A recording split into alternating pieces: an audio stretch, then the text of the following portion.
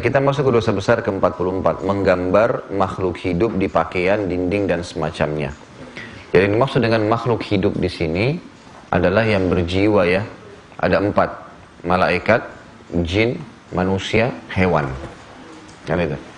4 ini dalam agama kita tidak dibolehkan digantung, dibuat patung misalnya, gitu kan? Dari seperti misalnya orang bangun komplek perumahan, kemudian dibuatlah patung laki-laki bersayap. Itu mereka biasa fahamnya memang niatnya malaikat, gitu kan?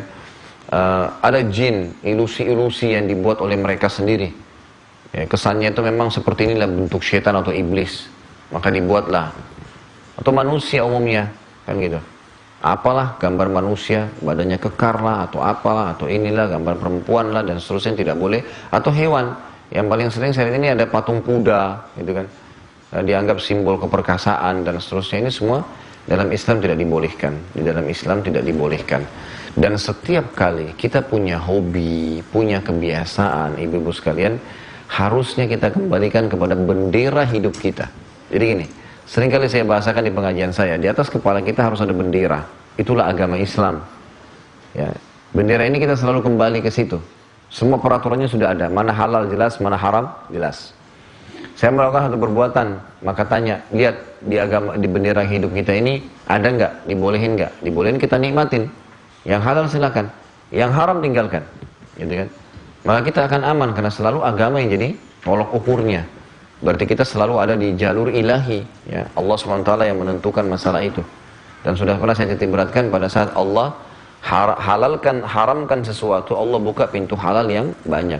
Babi haram, tapi Allah halalkan kambing, sapi, unta, semua hewan lautan. Maka jelas yang halalnya banyak. Maka tidak perlu lagi melakukan atau menikmati yang haram. Kemudian yang kedua, pada saat kita mau mengerjakan sebuah perbuatan yang haram, kemudian kita terdorong untuk itu, tepis dengan a'udzubillahi minasyaitonirrajim. Kemudian yang kedua, kita tanya diri kita sendiri, sebuah pertanyaan yang kita buat sendiri. Kalau saya tidak mengerjakannya, kenapa? Kalau saya tidak taruh patung di rumah saya, kenapa?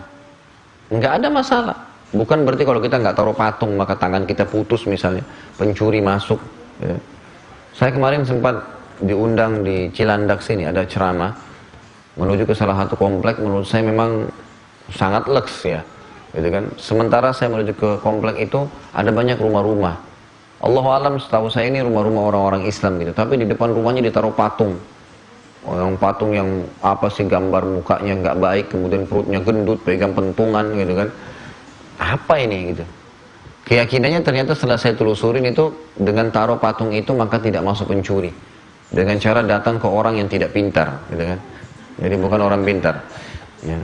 Datang ke para tidak normal, ya. Bukan orang paranormal, gitu kan. Ini semua orang-orang yang merusak. Ya. Memang patungnya itu ada, kemudian disihir sama dia, dimasukin mantra-mantra, dimasukin syaitan, lalu kemudian berpengaruh. Ya. Semua benda-benda ini memang diharamkan dalam agama secara hukum ya, tidak boleh ada. Baik itu malaikat, digambar, dilukis atau dipatungkan, jin, manusia dan hewan, gitu kan. Tetapi selain 4 ini dibolehkan. Pohon-pohon misalnya, pemandangan, langit, gitu kan. Apalah, gambar-gambar gunung, mobil, ya, sesuatu yang banyak sekali yang dibolehkan sebenarnya. Cuman 4 ini yang difokus oleh para ulama karena banyaknya dalil yang melarang. Dan selalu tadi saya bilang, pahamilah ini larangan dalam agama Allah yang larang, maka kalau kita meninggalkan yang haram dapat pahala. Definisi meninggalkan yang haram kan begitu. Haram adalah sesuatu yang kalau dikerjakan dapat dosa, ditinggalkan dapat pahala. Jadi kalau kita tinggalkan dapat pahala, gitu kan? Kemudian kita tanya diri kita, kalau saya tidak lakukan kenapa? Enggak ada masalah sebenarnya. Enggak ada sesuatu yang hilang, gitu kan? Maka jangan dilakukan, jangan dilakukan. Karena ini akan ada banyak konsekuensi. Di sini gambar yang dimaksud sudah sangat jelas, gambar lukisan, kan gitu, dan bentuk patung. Tinggal selisih di antara ulama tentang masalah foto. Tentang masalah foto. Ibnu Taimin rahimahullah, ulama dari Saudi yang sudah meninggal, semoga Allah rahmati beliau. Beliau mengatakan satu-satunya pendapat ulama yang membolehkan masalah foto beliau, gitu kan. Beliau mengatakan foto itu dibolehkan karena seperti seseorang melihat dirinya di kaca. Ya, sama saja, terciplak yang sama gitu. Beda dengan kalau lukisan. Gitu kan, ya lukisan itu tidak mungkin bisa sama persis, pasti akan ada bedanya gitu kan. Maka beliau mengatakan kalau foto berbeda, tapi itu pun beliau masih memberikan batasan-batasan dalam masalah foto, ya. Seperti misalnya melihat foto-foto yang memang tidak dibolehkan untuk dia secara pribadi. Ya, orang sengaja menyimpan foto-foto lawan jenis yang bisa mengundang syahwatnya. Ini semua tidak dibolehkan, gitu kan. Atau misalnya memang sengaja memajang foto-foto yang akhirnya ada konsekuensi yang lain. Seperti pernah saya bawain buku, kan masih ada di sini kok. Buku judulnya Rumah-Rumah yang Tidak Dimasuki oleh Malaikat. Di antaranya adalah rumah yang dipajang di dindingnya foto-foto. Nah, baik, sekarang bagaimana Ustaz? Saya punya foto pernikahan, saya punya foto keluarga, taruh di album, simpan, kapan butuh dilihat. Jangan dihubungkan dengan pajangannya, karena pajangan ini berhubungan dengan hukum yang lain. Kata Nabi SAW, rumah yang di dalamnya ada anjing dan gambar tidak akan dimasuki malaikat. Ulama hadis mengatakan umumnya gambar berarti masuk semua yang dipajang, walaupun foto dia. Lain kalau tidak, gitu kan. Misalnya disimpan itu masih lain, masih berbeda. Sama halnya boneka mainan anak-anak. Kalau mereka memang harus pakai boneka bermain, maka disimpan, jangan dipajang. Simpan di sebuah lemari yang tertutup, gitu kan, tidak kelihatan. Jangan sengaja dibeliin lemari yang transparan lalu dipajang, pasangin lampu yang terang, gitu kan. Maka ini tambah jadi, gitu. Maksudnya nggak boleh. Kalau bisa anak-anak kita diberikan mainan selain boneka jauh lebih baik, gitu kan? Kan masih banyak mainan yang lain, misal. Gitu. Karena dengan adanya mainan, dengan adanya boneka, masih masuk dalam konsekuensi tadi. Ada gambar yang tidak dibolehkan, Dan tanya, kalau saya nggak belikan boneka anak saya, kenapa? Nggak ada masalah. Gitu kan, jangan terkurung di bingkai kehidupan yang kita buat sendiri. Masih ingat saya pernah bilang ya, saya kalau tidak minum kopi pagi hari kepala saya pusing. Nanti kalau nggak ada kopi pusing bener, karena dia sendiri yang buat itu. Saya kalau tidak pajang foto keluarga saya, lalu siapa yang kenal? Apa hubungannya gitu? Tidak ada hubungan sama sekali. Ada salah seorang syekh datang dari Yaman. Kebetulan kedatangan orang-orang yang dia kenal dari Indonesia. Waktu datang ke sana, anak perempuannya, ada satu pengusaha dari Jakarta datang ke negeri Yaman. Waktu datang dia sama anaknya pakai jilbab rapat, pakai cadar di Yaman. Ya, mungkin ternyata mengikuti tradisi di sana, bukan karena dia kerjain gitu. Seminggu atau sebulan kemudian setelah balik, syekhnya ini mau datang ke Indonesia. Baik, ternyata pengusaha ini yang dari Jakarta ini sangat gembira pada saat di Yaman dulu disambut, dia juga ingin sambut. Lalu dia bilang, udah Syekh, nanti yang jemput anda itu anak saya. Dia nggak tangkap anaknya siapa yang jemput. Tiba-tiba datang di bandara Jakarta, yang jemput dia perempuan pakai rok pendek, gitu kan. Lalu syekhnya waktu dilihat sama perempuan langsung ditegur dengan senyum, Syekh gini-gini. Kata syekhnya, kamu siapa? Dia bilang, saya yang dulu datang sama ayah saya. Jadi dulu pakai cadar ke Yaman. Ini di sini Jakarta pakai rok pendek gitu. Lalu syekhnya ini karena di mobil kebetulan bukan cuma dia, ada beberapa juga yang ikut dengan mobil yang cukup besar, dia naik di mobil. Ya sampai di rumah gitu, begitu duduk ketemu ayahnya, sudah ngobrol-ngobrol, lalu syekhnya mengatakan, langsung memulai dengan nasihat, gitu kan. Kata syekhnya, kalau seandainya saya, kebetulan syekhnya pakai tongkat ya, ada tongkatnya. Kalau tongkat saya ini saya gunakan, gitu kan, untuk menyingkap baju anakmu, kamu marah nggak? Ditanya, kata dia, tentu saya marah Syekh. Kenapa kamu marah? Ya itu kan aib, perbuatan aib. Menyingkap baju dengan tongkat, kancing bajunya terbuka dadahnya, mungkin celananya, roknya terbuka. Terus kata Syekhnya, kenapa kamu marah? Dia bilang, itu aib, gitu kan. Langsung Syekhnya mengatakan, kamu merasa itu aib? Sementara sekarang tanpa menggunakan tongkat pun saya bisa melihat semuanya. Digituin sama Syekhnya. Akhirnya orang itu sendiri sadar gitu. Dia bilang itu nggak boleh semestinya. Begitu juga pada saat ada foto-foto yang dipajang. Kadang-kadang ada orang memajang foto anak gadisnya misalnya. Dengan terbuka semua. Ada tamu datang dilihat. Berapa kali orang itu lihat, berapa banyak dosa yang kita dapatkan. Untuk apa? Barang anak kita bukan barang dagangan yang harus dipajang gitu kan. Jadi insya Allah akan ada semua jalannya kok. Makin kita menjaga hubungan dengan Allah, Allah akan mudahkan juga jalur-jalur yang berhubungan dengannya. Misal, seseorang Allah SWT akan mudahkan ketemu dengan jodohnya yang memang sejalur dengan dia. Kalau dia rajin ibadah, dia rajin sholat, dia suka dengan kesolehan, maka Allah akan mudahin juga dapat jalur yang seperti itu. Tapi kalau dia memang tiap malam mabuk, tiap malam, maka dia juga Allah akan mudahin jalannya ke situ. Jadi nggak susah sekali ketemu antara perempuan yang suka mabuk dengan laki-laki yang rajin sholat di masjid. Memang dia juga nggak mau. Si laki-laki itu juga nggak mau. Nggak bakal nyambung. Tapi kalau dia lakukan perbuatan-perbuatan yang positif, maka akan datang juga pasangan yang positif. Gambarannya begitu. Baik, kembali kepada gambar tadi. Di antara hal yang mendasar, ternyata gambar-gambar atau patung ini tidak akan memberikan kepada kita manfaat sama sekali. Bahkan sebaliknya, akan mendatangkan dosa-dosa seperti dosa kemusyrikan. Kalau orang meyakini patung itu bisa mengusir pencuri misalnya, maka itu sebuah kesyirikan. Karena kita menyekutukan Allah dengan patung tadi. Gitu kan? Atau dia juga akan menjadi posko-posko setan. Jadi pada saat seorang atau satu keluarga itu dikena sihir, dengan adanya patung-patung itu maka menjadi posko-posko setan. Makin kuat penyihirnya, makin sering dikirim melalui posko seperti bentuk tempat dia bertengker lah di situ. Maka sebaiknya ini semua dijauhi, sebaiknya dijauhi. Allahu a'lam. Baik, kita masuk ke dalilnya. Mari kita dengarkan sama-sama. Beliau mengangkat dalil yang pertama adalah hadis yang diriwayatkan oleh Imam Bukhari dalam Kitabul Buyuh.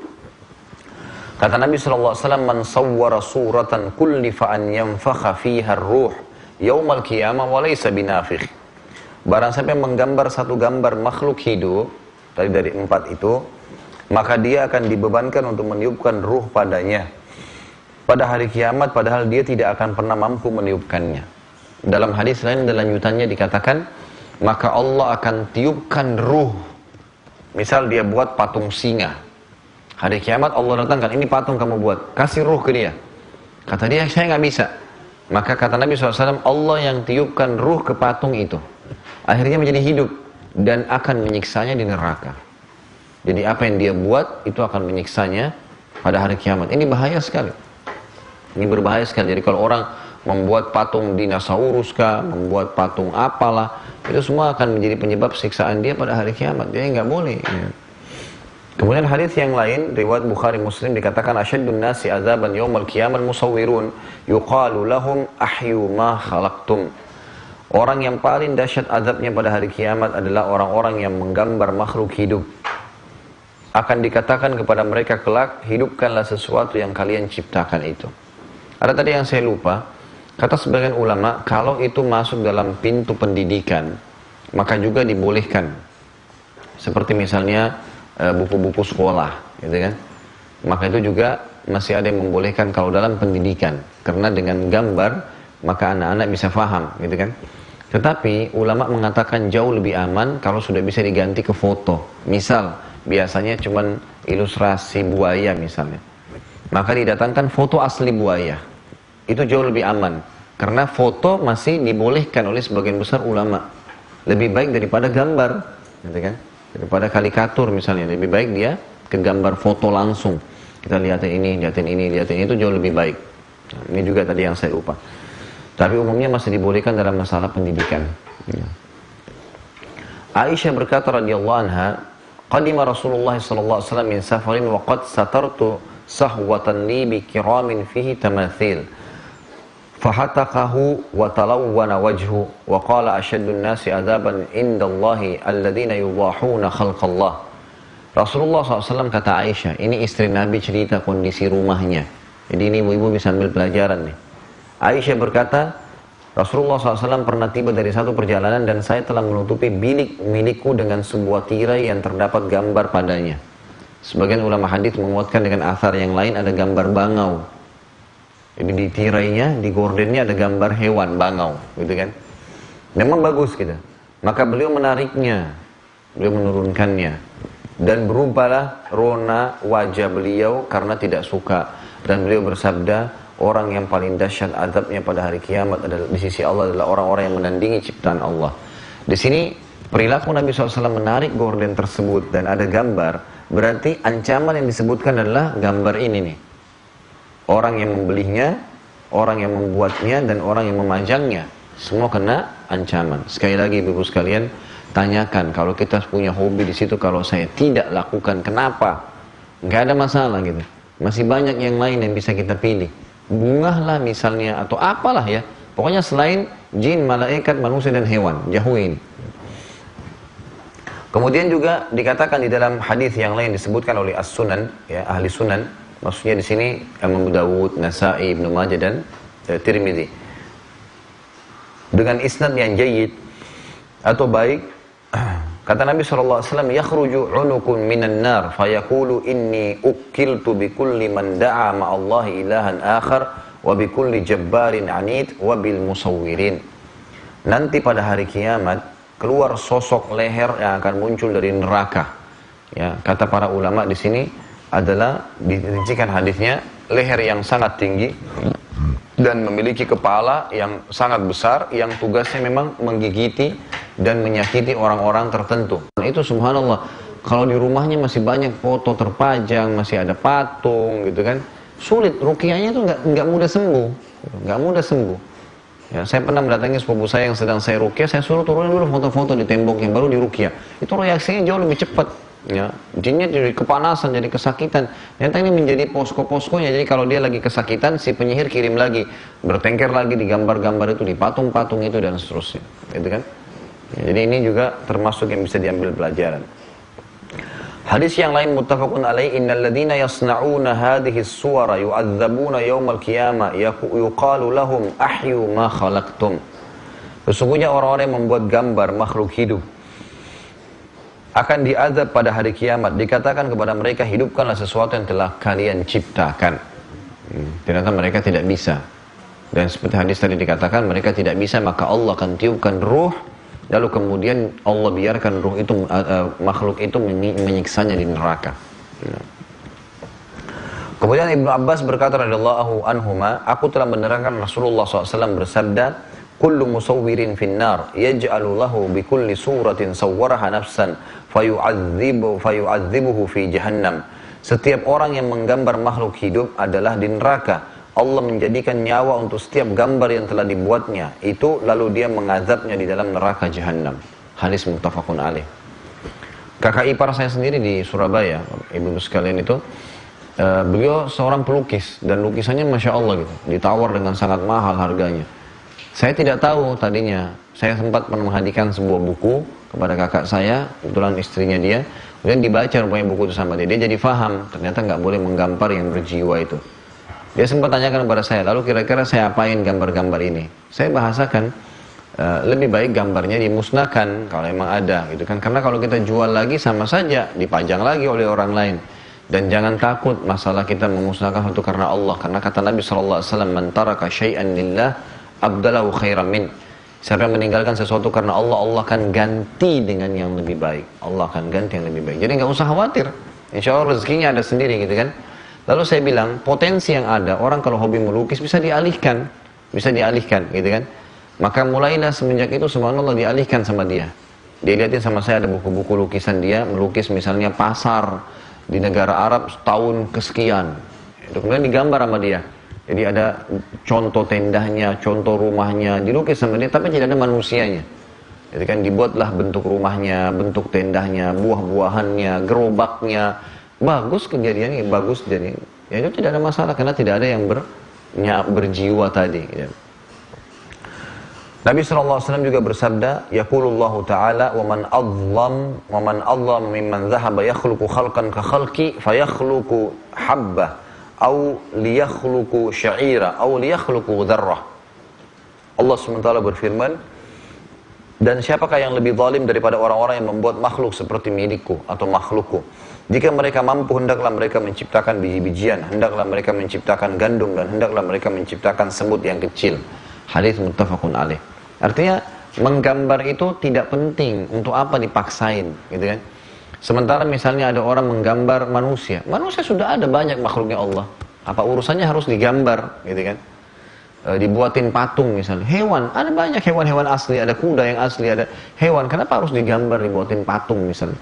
Jadi Allah SWT mengatakan, kalau mereka mau merasa dirinya bisa membuat, cobalah suruh buat, ciptakan biji-bijian, ciptakan semut, gitu kan? Seperti itu Allah SWT menantangnya. Lalu beliau mengatakan, dan terdapat riwayat sahih bahwasanya Nabi SAW melaknat orang yang menggambar makhluk hidup. Jadi melaknat ini diangkat berkah hidupnya. Allahu a'lam. Baik, ini dosa besar kita yang ke-44. Kalau ada yang mau bertanya silahkan.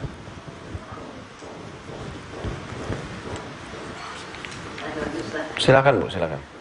Ini kan Ustaznya jangan pakai patung. Kan ada yang namanya binatang itu seperti burung kasuari itu di bangkainya, tapi dibuka lagi menjadi terus seperti harimau, itu nggak boleh saja. Tetap nggak boleh, Bu. Sama aja nggak boleh. Iya. Jadi pertama, dalam Islam semua bangkai, semua yang sudah mati, hewan atau manusia tetap dikubur. Berarti kalau kita membiarkan dia tidak dikubur itu pelanggaran agama, itu satu sisi, gitu kan? Yang kedua, memberikan air keras atau sampai dia kaku kemudian dipajang, ini sama saja, gitu kan? Sama saja memajang apa yang dilarang oleh Allah SWT, karena dia sudah dalam bentuk patung, sudah seperti bentuk patung. Ada pelanggaran agama yang lain. Dan yang paling penting ibu-ibu sekalian selalu gini, tanyakan tadi pertanyaan itu. Kalau saya tidak pajang, saya tidak beli, kenapa? Masih banyak yang lain, gitu kan? Sama pada saat saya mengatakan, ibu-ibu sekalian, orang yang pelihara anjing di rumahnya tidak akan masuk malaikat. Lalu ada satu ibu pernah bilang sama saya begini, di salah satu pengajian, Ustaz, kok Islam keras sekali ya, nggak boleh pelihara anjing, kan kita sayang anjingnya, gitu kan? Saya jawab begini, Bu, yang berbicara tentang tidak boleh itu Allah, bukan saya. Allah ini menciptakan langit dan bumi, memang melarang kita itu. Dan agama Allah ini, yang pertama kita ditugaskan adalah menerimanya, baru mengajak akal untuk menerima dengan jiwa kita, bukan kita memprotes terlebih dahulu, gitu kan? Fahami. Jadi kita penerimaan dulu, dilarang makan babi ya sudah terima dulu, nanti baru kita cari tahu mungkin ada hikmahnya kenapa dilarang, tapi memang harus ditinggalin dulu. Minum khamr nggak boleh, ya ditinggalin dulu khamrnya, jangan protes dulu, karena memprotes ini membuat kita tidak akan menerima. Kalau begitu jadi sama saja nggak usah jadi Islam, karena memprotes apa yang telah Allah tentukan kan. Orang muslim artinya orang yang menyerahkan diri kepada Allah SWT, yang dihalalkan dinikmatin, yang diharamkan ditinggalkan, kan begitu. Jadi seperti itu gambarnya, tidak bisa kita penolakan terlebih dahulu. Kemudian saya bilang, Bu, kalau ibu hobi dengan hewan, kan bisa dialihkan ke hewan yang lain. Misal melihara kucing, kucing kan masih dibolehkan, karena Abu Hurairah memelihara kucing dan Nabi SAW tidak larang, kan masih bisa, gitu kan, masih bisa. Misalnya hewan, atau mungkin hewan-hewan yang lain yang kira-kira dibolehkan, yang kalau misal hobinya betul-betul ke hewan bisa dialihkan ke kuda misalnya, buat peternakan kuda, ya kan, yang memang dia bisa tunggangin, bisa juga dijual dengan harga yang tinggi, kan bisa. Artinya kalau hobinya ke situ ya, jangan karena hobi kita larinya ke yang haram.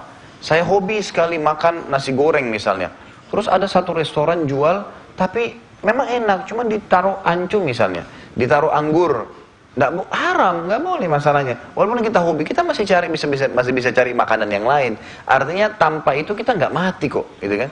Kecuali kalau tidak ada makanan kecuali itu, kita akan mati kalau nggak makan, itu lain. Sekali lagi, ibu-ibu sekalian, penting sekali. Keluarkan diri kita dari bingkai kehidupan yang kita buat sendiri.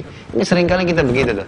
Saya kalau tidak minum kopi pagi hari kepala saya pusing. Saya kalau tidak menikah sama orang ini saya bisa gila. Nanti gila bener, gitu kan? Nggak ada urusannya, masih banyak makhluknya Allah, gitu kan, masih banyak hamba Allah yang lain. Jadi jangan kurung di situ, gitu kan. Biasa aja, mudahin kehidupan itu. Yang halal nikmatin, yang haram tinggalkan. Itu jauh lebih enak buat kita. Ya sebenarnya. Anjing itu katanya yang menyelamatkan waktu itu ada yang bilang katanya anjing itu yang anjing tidak boleh kita piara, tapi malah anjing yang menyelamatkan hidup seorang itu gimana Ustaz? Nggak ada hubungannya, Bu. Yang menyelamatkan hidup manusia adalah Allah, dan manusia disuruh membantu manusia. Golongan hewan membantu hewan lain. Kalau ada anjing yang sakit, lalu kemudian kita obatin, lain. Kasusnya adalah dilarang memelihara dan menaruh di rumah, kan itu kasusnya. Masalah ada hewan sakit, kemudian kita tolong, ditabrak, itu lain, gitu kan? Atau bisa juga kalau anjing itu digunakan untuk berburu. Di dalam surah Al-Ma'idah dibolehkan, tapi memang dia tidak masuk ke dalam rumah. Karena masuk ke dalam rumah ini konsekuensinya, kata Nabi SAW, rumah yang ada anjing dan gambarnya tidak dimasuki malaikat. Nah kalau tidak dimasuki malaikat berarti akan banyak syaitan di rumah itu. Berbahaya sekali. Akan mengganggu hubungan suami istri, akan ini, akan ini. Tidak balance antara memasukkan anjing ke rumah dengan najisnya kalau dia menjilat, dengan kotorannya kalau najis, tersentuh dengannya najis. Banyak sekali hal konsekuensi hukum agama kita gitu. Kalau mau jadi muslim yang sebenarnya ya, kalau emang kita mau hitam putih, warna-warni, silahkan, lain. Tapi susah, nanti tidak akan maksimal. Karena agama Islam ini, memang Allah mengatakan, udkhulu fi silmi kafah. Hai orang beriman, masuklah ke dalam Islam secara kafah, menyeluruh. Maka kalian akan dapatkan kenikmatan Islam di situ. Kalau Islam ini kita milah, yang ini saya cocok, ini saya nggak cocok. Maka keadaan kita sama dengan ahli kitab. Yang Allah mengatakan tentang Yahudi Nasrani, afatu'minuna bi ba'dil kitab wa takfuruna bi ba'd. Apakah kalian mengimani sebagian isi kitab, Alkitab, kemudian kalian kufuri sebagian yang lain? Allah mencap mereka kufur gara-gara itu, gitu kan? Kalau ada sesuatu hukum agama yang kita masih belum faham, jangan penolakan, tapi kita belajar untuk bisa memahaminya, menerimanya. Makanya ibu-ibu sekalian, dalam agama kita juga, akal ini, akal manusia, adalah kendaraan untuk menjalankan apa yang dilakukan atau apa yang dimiliki oleh hati. Hati kan raja ya. Jadi seperti itu. Nah, iman itu dalam hati. Kalau wahyu turun, yang menerima wahyu adalah iman hati kita. Nanti hati ini yang akan menunggangi akal untuk bisa jalan. Jangan dibalik ya. Karena kalau akal ini selalu mendahulukan protes. Tetapi dia punya batasan. Seperti misal, kalau kita mau minum satu minuman nih. Ada minuman warnanya hitam. Kalau kita gunakan akal kita, maka akal akan mengatakan kenapa hitam? Kenapa bukan yang warna putih? Kenapa begini? Kenapa begitu? Semuanya protesan tuh. Kalau kita berbicara pakai akal. Tapi kalau kita berbicara dengan hati lain lagi. Ini coba nih dihidangkan oleh tuan rumahnya, warnanya hitam. Maka yang paling pertama ya, oh iya ini kan tuannya sudah buat baik, kita coba, gitu kan. Nanti kita gunakan akal untuk fasilitasnya, gitu kan. Oh beli di mana? Hitung-hitungan harganya berapa? Rasanya enak ya. Kok pahit? Itu mungkin bisa. Tapi bukan akal yang mendahulukan. Karena kalau akal itu akan terjadi penolakan. Makanya ulama mengatakan akal itu bukan pengontrol manusia, tapi dia wasilahnya, kendaraannya. Yang mengontrol harusnya hatinya. Kalau hati yang kita dahulukan, maka syariat akan mudah diterima oleh manusia itu sendiri. Sudah? Ya Bu. Sebentar.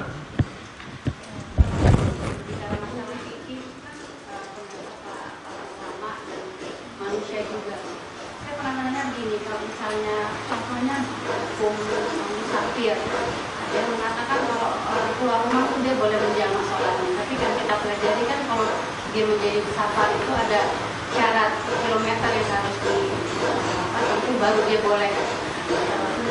Kalau saya tanya, oh ini kan kenapa boleh keluar rumah dijamak? Itu kan kalau itu kan yang buat manusia. Salah satu kita berbicara mengenai tadi gafur itu kan ada yang satu ulama yang mengatakan bilang boleh. Terus kita harus gimana? Kita harus mengikuti ulama yang mana? Apakah kita harus boleh asal atau nggak boleh sama sekali? Jadi gini Bu, kita sudah punya panduan wahyu. Wahyu ini adalah ilmu kita, gitu kan? Setiap orang boleh mempelajari wahyu itu, tetapi kita melihat mana dari wahyu itu yang paling benar.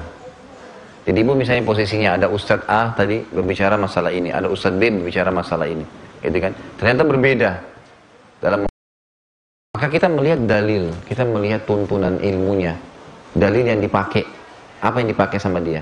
Contoh kasus tadi misalnya kita mulai dengan masalah safar.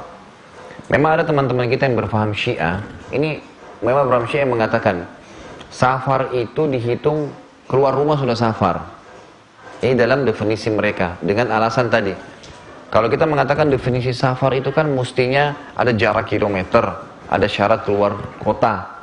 Mereka bilang itu fikih buatan manusia. Baik, ini bukan masalah fikih buatan manusia. Kasusnya adalah lihat, kalau Anda mengatakan keluar rumah itu dihitung musafir, mana tuntunannya? Ada tuntunan nggak? Ada ayatnya kah? Ada hadisnya kah? Ada contoh kah dari sahabat? Sehingga betul-betul memang, oh iya ini benar ada tuntunannya, gitu kan? Sebab pendapat yang mengatakan bahwasanya musafir itu, ya, dihitung orang keluar dari kota dia, memang itu secara bahasa, etimologi bahasa Arab ada. Safar itu berarti orang mengadakan perjalanan keluar dari tempat tinggal dia. Ya, misalnya kota tempat dia tinggal. Itu definisi dalam bahasa Arab. Dari sisi dalilnya, Nabi SAW memberikan contoh pada saat beliau keluar dari kota Madinah, gitu kan? Beliau sudah mulai menjamak sholatnya. Berarti kan di sini keluar dari kota yang dihitung tadi dari definisi safar itu.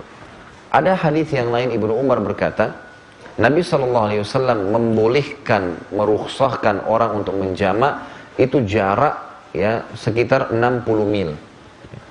Itu disebutkan lalu beliau antara Mekah sama Jeddah. Kalau kita hitung itu sekitar 75 kilo sampai 80 kilometer.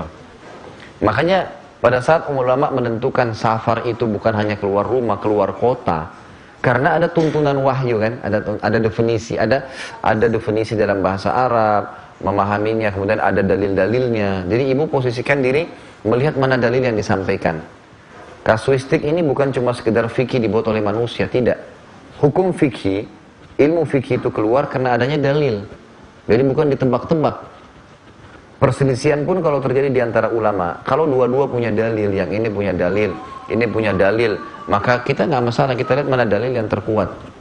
Coba kita lihat, oh dalil ini yang terkuat, atau kita kondisikan dengan kondisi kita. Makanya ada Imam Syafi'i memberikan pendapat, Imam Abu Hanifah memberikan pendapat, Imam Malik, Imam Ahmad memberikan pendapat. Nanti penuntut ilmu sebaiknya melihat dalil mereka. Contoh waktu kami dulu sekolah di Madinah, Bu ya, ada hukum menjual anjing misalnya. Itu memang dosen kami menyampaikan, ini loh Imam Syafi'i mengatakan tidak boleh jual anjing, karena ada hadis yang mengatakan semua yang haram dimakan dagingnya, haram transaksinya. Itu kan tidak boleh dijual belikan. Baik, itu sebuah hadis. Imam Malik mengatakan yang sama. Kemudian Imam Ahmad mengatakan yang sama dengan dalil yang sama. Ini jumhur ulama. Ada pendapat yang lain, Abu Hanifah berkata enggak boleh dipukul rata semua anjing, enggak boleh misalnya. Beliau mengatakan kita harus kecualikan. Anjing dipelihara dalam rumah itu dalilnya tidak boleh, tapi mentransaksikan anjing ini masih butuh rincian. Beliau mengatakan surah Al-Maidah ayat 5 membolehkan menggunakan anjing yang berburu. Berarti kalau orang Islam tidak ada yang jual anjing berburu yang boleh dipakai, nanti orang Islam terpaksa beli dari non muslim, gitu kan. Beliau mengatakan berarti boleh untuk anjing berburu, bukan anjing umumnya, ya, bukan anjing untuk peliharaan. Contoh, kita lihat di sini ada dalil, ada tuntunan. Nah kita tinggal lihat nih, saya mau lebih aman, saya mau ikut pendapat jumhur, karena memang dilarang. Abu Hanifah membolehkan, oh berarti kalaupun dibolehkan maka hanya sebatas tadi anjing berburu. Dan ini juga ada dalilnya, kan ada tuntunannya, Bu ya. Nah kasus tadi menjamak sholat itu hanya dengan keluar rumah, sampai akhirnya mereka orang-orang Syiah itu sholat cuma 3 kali sehari, gitu kan. Jadi subuhnya sendiri, duhur, asar dianggap satu waktu, dan maghrib isya juga satu waktu. Nah, itu boleh dijamak dalam kota. Nah ini butuh dalil penjelas gitu. Bagaimana caranya bisa menjamaknya? Ya apalagi ini jamaknya bukan cuma sekedar jamak, ya jamak diikuti dengan qasar. Seperti betul-betul orang musafir gitu kan. Kalau hanya jamak saja, duhur dengan asar di waktu duhur misalnya, ini ada sebuah hadis Bukhari yang mengatakan Nabi SAW menjamak sholat, ya pernah menjamak sholat gitu kan, pada saat hujan lebat terjadi. Jadi ulama bilang misal kalau mau terjadi badai, banjir besar, dikhawatirkan tsunami, gempa, orang yang mau operasi, dia nanti takutnya sadar setelah berapa jam kemudian, maka ini boleh menjamak tapi tanpa qasar. Duhur 4 rakaat, asar 4 rakaat tapi di waktu duhur, karena ada indikasi yang masuk dalam dalil tadi adanya udhurnya, tapi itu juga jamak tanpa qasar misalnya. Jadi ada penjelasan gitu, Bu ya. Masalah kasus foto, insya Allah saya yakin tadi dengan bahasan satu bab menjelaskan sekian banyak dalil, itu sudah cukup, bisa Ibu sodorkan kepada ustadznya, ini loh dalil yang sudah saya dapatkan, gitu kan. Mudah-mudahan saja beliau bisa mendapatkan hidayah. Jadi bukan berarti, mohon maaf, seorang ustadz bicara, saya atau yang lainnya, siapa saja, kemudian spontan kita benar, enggak. Bisa saja keliru, bisa saja mungkin belum sampai kepada dalil, bukan mustahil. Allahu a'lam. Sudah, Bu ya? Yang tadi ada yang mau tanya lagi? Terakhir.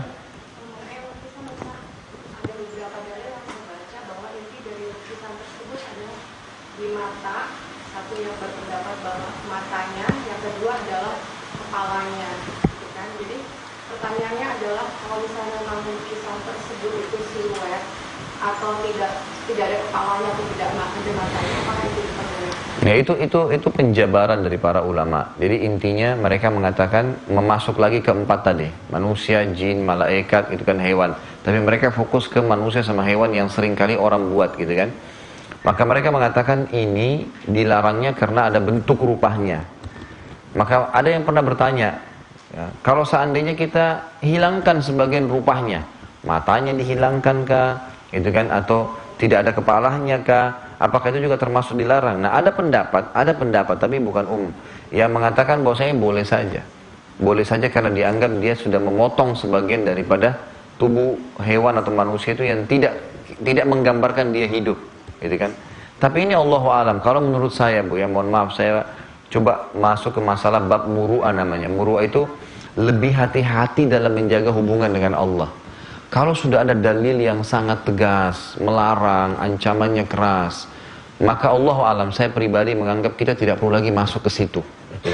Karena masuk ke situ itu berarti kita membuka pintu-pintu celah nanti, ini haram nih. Dari sampingnya mungkin ada, dari bawahnya mungkin ada, gitu kan? Yang membuat nanti kita akhirnya membolehkan, minimal ini syubhat. Makanya saya kasih tadi kata kuncinya, tanyakan kalau itu sesuatu yang tidak baik, dilarang dalam agama, kalau saya tidak kerjakan kenapa? Itu akan jauh lebih aman, Allahu a'lam. Baik, mohon maaf. Sudah masuk waktu duhur. Itu sampai sini dulu. Subhanakallahumma wa bihamdika asyhadu an la ilaha illa anta astaghfiruka wa atubu ilaik. Wassalamualaikum warahmatullahi wabarakatuh.